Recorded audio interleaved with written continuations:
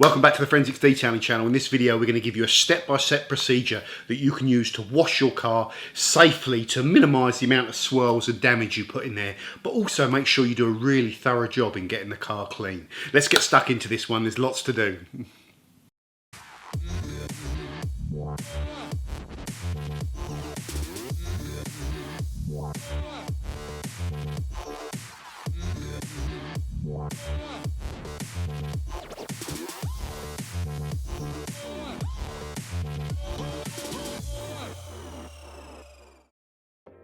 Step 1. Alloy wheels and pre-washing. Before we even start, guys, you might want to consider having some nitrile gloves and some safety glasses. And the most essential things, guys, is a pressure washer and a snow foam or snow foam cannon lance. So I'm just using a K4 Eco here and a PA snow foam lance with the interdetailing conical flask to stop the thing tipping over. And brushes, guys, you can never have enough of them. I'm going to just show you a few common ones here. On the left, that blue one is the Elasta brush, and there's just a cheap hog's hair brush next to it. And here I've got a very, very soft detail factory brush. I've got the little tiny wheel woolly there that's quite useful on the alloys. And even soft tip toothbrushes are useful. For the face of the alloy wheel, I'm going to be using the Meguiar's Versa brush. I've also got the cheap Vican wheel face brush, which is good for the tyres, and this Tough Shine brush, which is specifically for the tyres. You can also just use a cheap synthetic wool wash mitt to wash the face of the alloy wheel and get behind those spokes. Very important tool is a good barrel brush. I've got two soft microfiber ones there that I might use in this video. This EZ detail brush I use for the arch to get in there. This is another alternative for the barrels, the wheel woolies, and the EZ, the more aggressive nylon ones, very good access, and the little EZ Mini is a really useful brush as well. Finally, guys, make a note of these three products: Bilt Hamber Autofoam, that's a pre-wash snow foam shampoo; Surfex HD, a water-based concentrated degreaser; and Bilt Hamber Autowash contact shampoo. These three products are the backbone of how you clean your car. Extremely cost-effective and extremely powerful. So you obviously don't need all this stuff, guys. I'm going to link it all in the description, then you can go and have a look at the things that are of interest to you. And finally, before we actually start washing the car, get all your buckets filled up with water, get all your tools outside, the pressure washer set up, get everything ready to go. Very important, guys, in the cold winter and autumn months, you should start as your first step, cover the car in snow foam, including the wheels and arches and all the body of the car. Allow it to dwell for up to 10 minutes and then kind of blast it off. However, in the spring and summer months, obviously the conditions are still going to vary.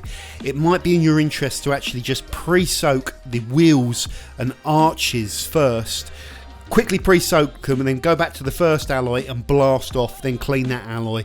Onto the next alloy, blast off, clean that alloy. Work your way around all four alloys, and then after you've done the alloys, pre-soak the car for 5 minutes, because you cannot get around and clean these alloys if you've got all of the pre-wash on the car.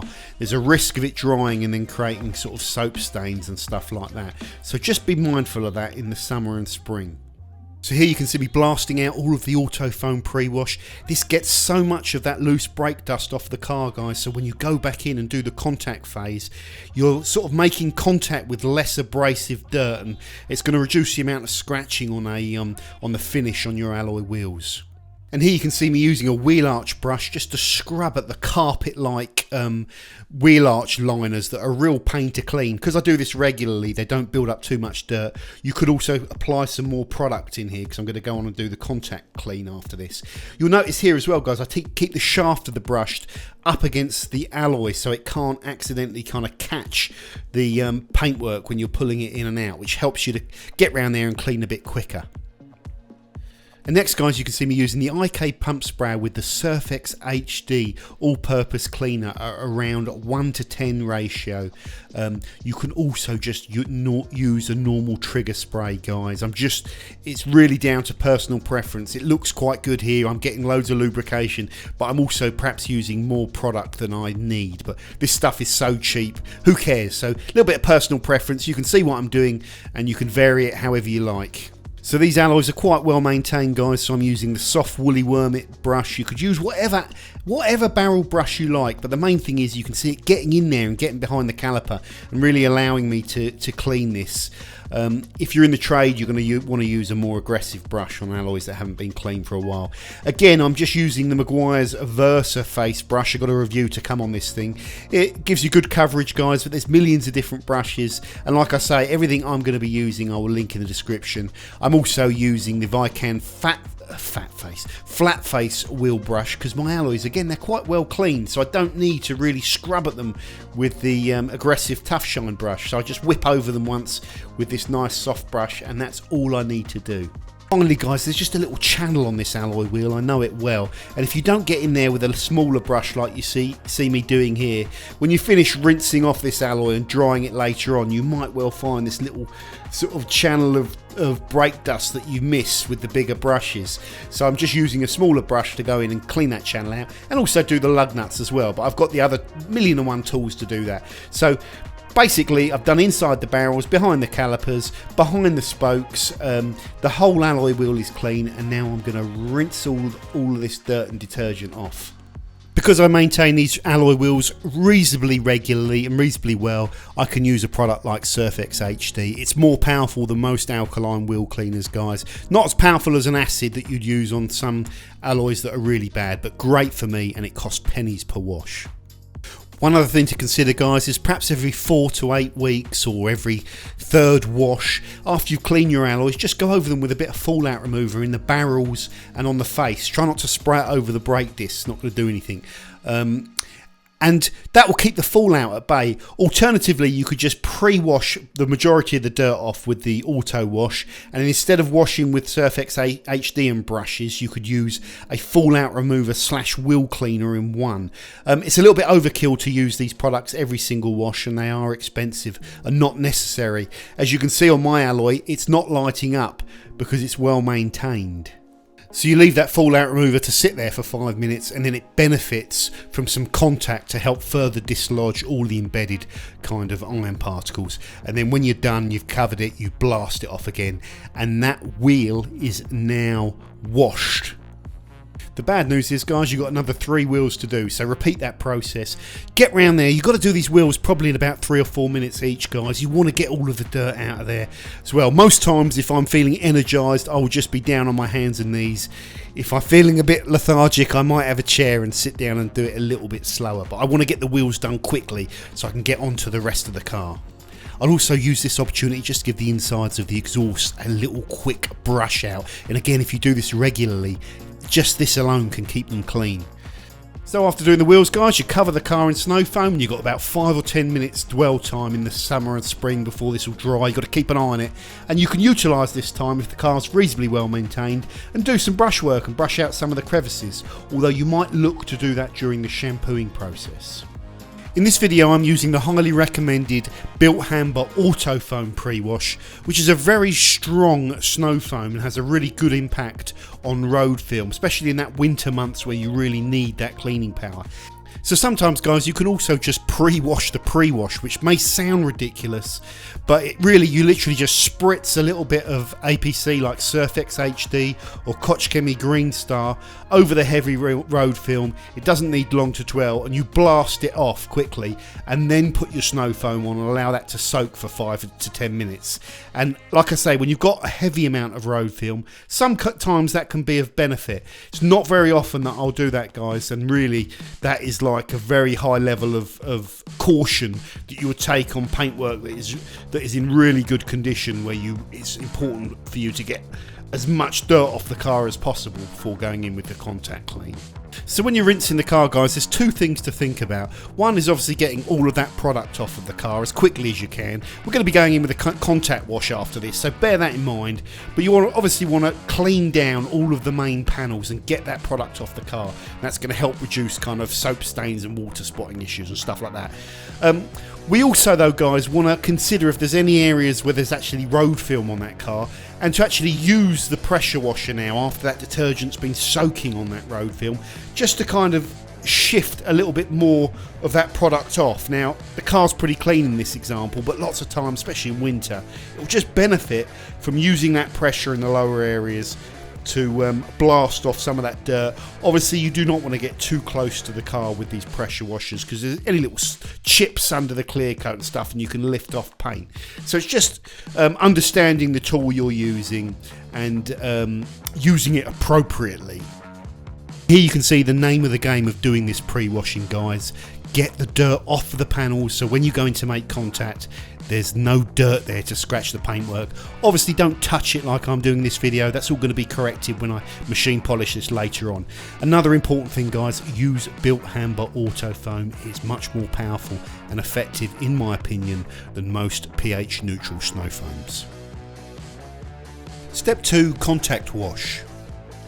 I'd recommend you get yourself larger proper detailing buckets, guys, and one to hold your wash soap mixture and one to use to rinse out your mitt. There's a whole array of grit guards out there that we've covered on the channel that are worth investing in, just to provide a barrier between the heavier dirt at the bottom of the bucket and your wash media.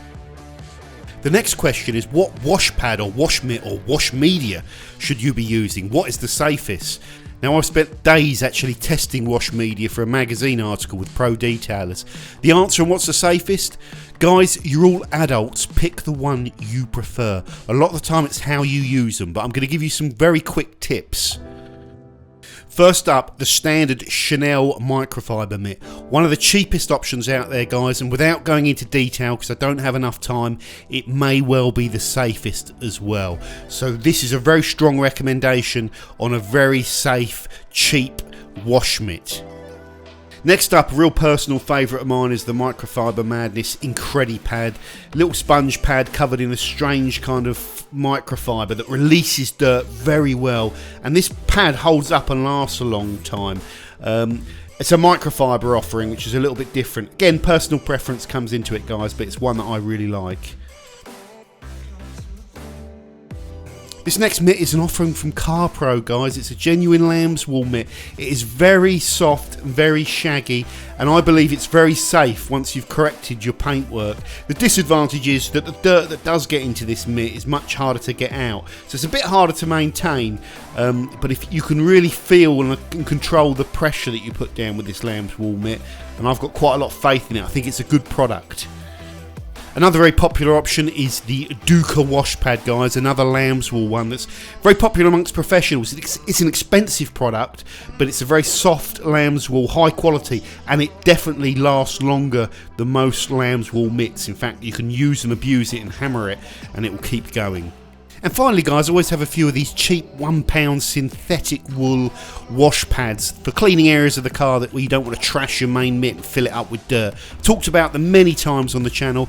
I don't believe synthetic wool is as safe as the other wash medium. In fact, I've seen it with my own eyes during the testing, but it can still be used to good effect. Finally, some other things that are very important to me. A hog's hair brush, or the Detail Factory brush that I'm using here, a microfiber cloth, and also some cheap sponges, guys. I won't be using the sponges so much to clean off the paintwork, but they come in very handy for all sorts of things when you're cleaning cars, and they only cost about 50p. So we're ready to roll now, guys. Dose up the correct amount of shampoo in the bucket and blast it up with a pressure washer to give you a nice thick foam. And nothing magical here, guys. I just start at the top, I use light pressure, I try not to go in circular motions, and I always tend to have the little brush in my hand as well, because that's just as important for getting into nooks and crannies. So things like how much foam you have on your mitt and how long you go before you wash out your mitt or your pad. You don't need any YouTuber to tell you those things, guys. Just common sense. When you want to change or wash your mitt because you feel like you've picked up dirt, do it. What I'd say is wring out that wash mitt or pad to get most of that dirty water out of it, and then dunk it into your rinse bucket and try and wash out some of the dirt. And when the mitt is clean, pick up some more product. Do you need to have 2 buckets? Do you need to have 3 buckets? Do you need to have multiple mitts?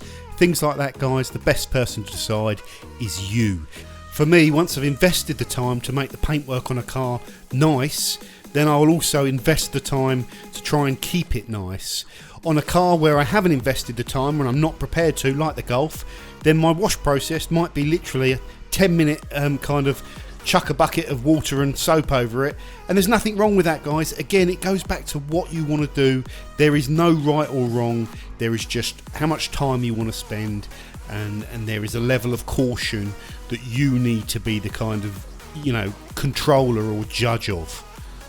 Okay, so back to actually washing this thing, guys. As you can see, I'm trying to make sure I make contact with every bit of like all of the panels, especially the bits that are lower down. You can miss some of this stuff if you're lazy. And here you can also see why this brush is so important for getting into areas I can't hit with the mitt. And I'm basically going to work my way around the car and try and get as much dirt off all of it as possible.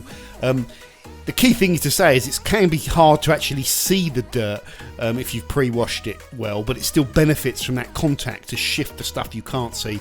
If you skimp on the contact phase of cleaning your car, when you come to dry it and stuff like that, the more dirt that's on there, the more damage you can do. So it is very important, guys, even if the car looks clean, to really take the time to do the contact phase of it thoroughly and carefully. As I mentioned before, microfiber towels can be great for cleaning out certain areas, the fuel filler caps, always the wiper blades. I like to give them just a little wipe over to get all that grease and slime off them. And also sometimes, guys, just a quick wipe over once more of that tyre surface, because a microfiber cloth will pull a lot of grease and grime off. Obviously that towel's now done for the day because it's really dirty.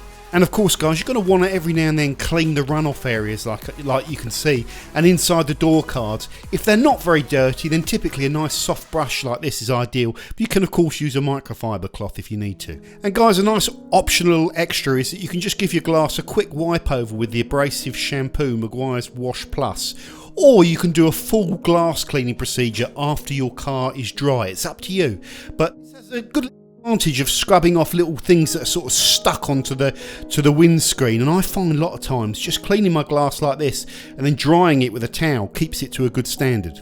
And very important again, guys, the final rinse. You really need to get all of those soaps and detergents off your car.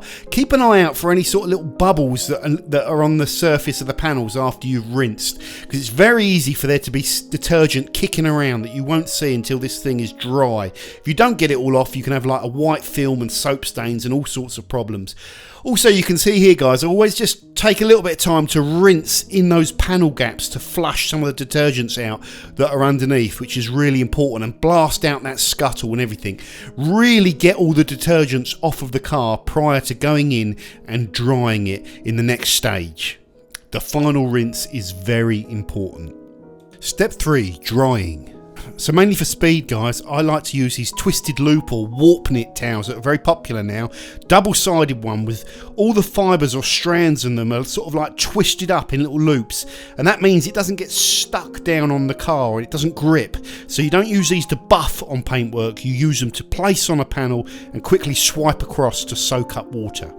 In this video I'm using the orange Interdetailing twisted loop offering. Why? Because it's double-sided, it's the right size, it's from Korea, which is the highest quality, and it is the best priced one on the market.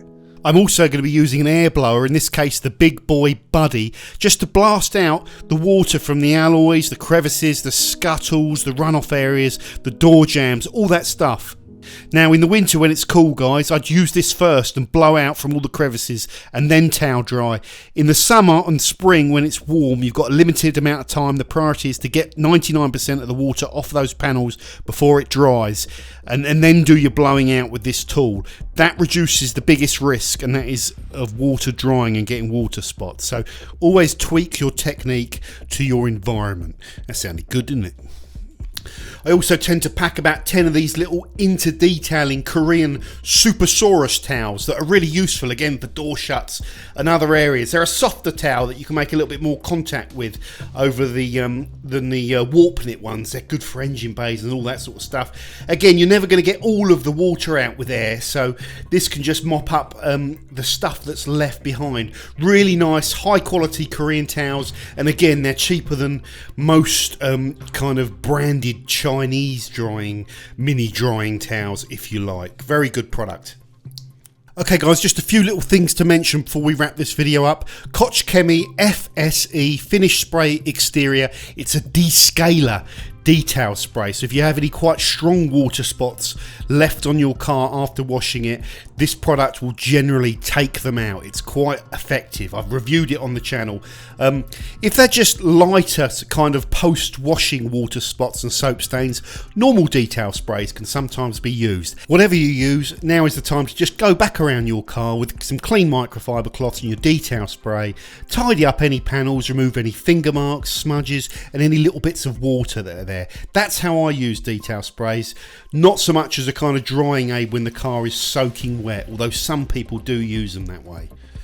And now is the time to also have a quick eyeball of your car and make sure you're satisfied with how well you've cleaned it. It's quite possible you've missed some bits, guys, not the end of the world. That's what you're going to have a look around for. You might want to dress your tyres now, so a very good dressing is the Car Pro Pearl, down at either 1:1 or 3:1 if you just want to use it every single time. Fantastic product. And here I'm just noticing that there's some water spots on the pillars that are going to need taking care of, so I'll go over that with a bit of FSE.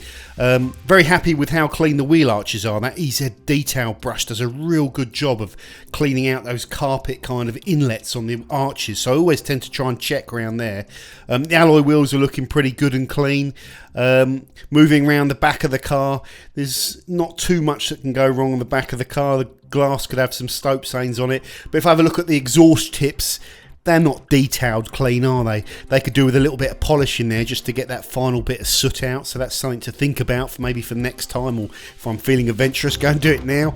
Rest of the car is looking pretty good. The glass is looking clean with no water spots, so I won't do a dedicated glass clean on this car. I haven't cleaned the interior, guys, and normally when I am cleaning a car I will clean the interior first, but it's too much to try and film this video and clean the interior, so I'll do another video on cleaning the interior of the car at another point. So as you can see, the car is looking pretty sexy, pretty clean. It's had a good wash and nothing has gone wrong. Let's wrap this video up before my brain shuts down, and if your brain hasn't already shut down, well done for making it through this long. Okay guys, thank you very much for watching. A quick summary of this, guys. The pre-wash is very important if you're trying to preserve a finish on your car. The recommendation of Bilt Hamber Autofoam, that's really going to make a difference. If you're just currently using a pH neutral shampoo, it will make a difference. All of these products that I'm recommending to you, I'm not sponsored by any of these brands or anything like that. You can pick and choose what you like. Don't necessarily go and buy products if you've got them already. Use those products up at first, and also look at the products that I'm recommending you. See if they're saving you any money on top of what you're already using, or if they're solving a problem that needs to be solved. So always ask yourself that question, guys. Just don't go out and just buy stuff. Next important thing, guys, beyond the pre-wash, whatever wash media you are using to make contacts and to clean the car, just don't go in heavy-handed with it, guys. No matter what it is, the debate about which one's best and stuff like that, just don't go in heavy-handed with it. Nice and light. If in doubt, pick one of those Noodle Chanel microfiber mitts, okay? I haven't got long enough in this video to go through and explain to you why, but just trust that recommendation if you're on a budget and you want perhaps the one that we saw as being the safest when we tested it. All of the other ones are safe as well, and that I've recommended to you, and I actually might even prefer them, but that was the one that tested the best. And there's reasons why as well. I haven't got time to go into all of that. The other thing, guys, be thorough, obviously. Try and get it all. You might miss bits, you know. It's quite a lot of areas to clean on a car. But also, the biggest thing now in the summer and spring is water spots. Best thing is, once you've started and you're washing, you're doing all the wet kind of stuff, the cleaning, keep the car wet if there's some temperature around, there's some temperature in the panels. Don't let it dry. Have the hose nearby and always be able to keep your area wet while you're working your way around the car. And then when you're ready to go into the drying phase, get it done quickly. Jump in, 99% of water off straight away within literally a minute, 2 minutes on those main panels. Blast it all out with the air dry. Then come back with your detail spray and a towel. The reason I would say doing that rather than messing around with like a drying aid on the panels, that will slow you down, guys. And even if it slows you down by another minute, that's long enough for some of the other areas to dry. So it depends what time of the year it is and all that sort of stuff. But I'd recommend your priority when it's reasonably warm is to get the water off quickly and be ready. Have all your towels and everything, your blower ready to go. Guys, let me know any feedback on any other things in here. There's lots of different ways to skin a cat, isn't there? And people are going to be doing stuff differently. Some guys might be doing waterless washes and rinseless washes and all this. So this video, it's not definitive. It's how I would suggest you would clean your car if you're worried about getting good results and maintaining the finish. The question about how long you should spend doing this, guys, that's up to you. This procedure should perhaps take you around an hour, something like that. And as I mentioned, I haven't done the interior, and I normally would do the interior first, and I'll do some other videos on that. Thank you for watching, guys. What else has been going on? I had a brilliant day down at the racetrack the other day. I've got some, it was just so fun. I've got some sort of footage that I'll show you.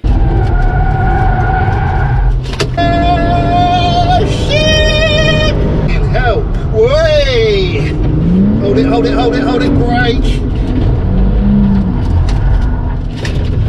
My car is also covered in kind of bugs, and I need to put some new brake discs and tyres on it after that track day. So everything's going really well, guys. Got a few videos that I'm working on in the pipeline.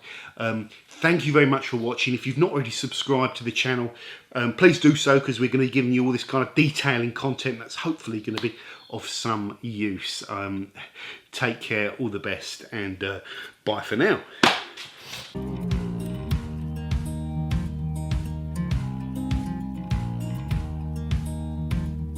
Holding on to what I knew, but the moment's gone. Where was I?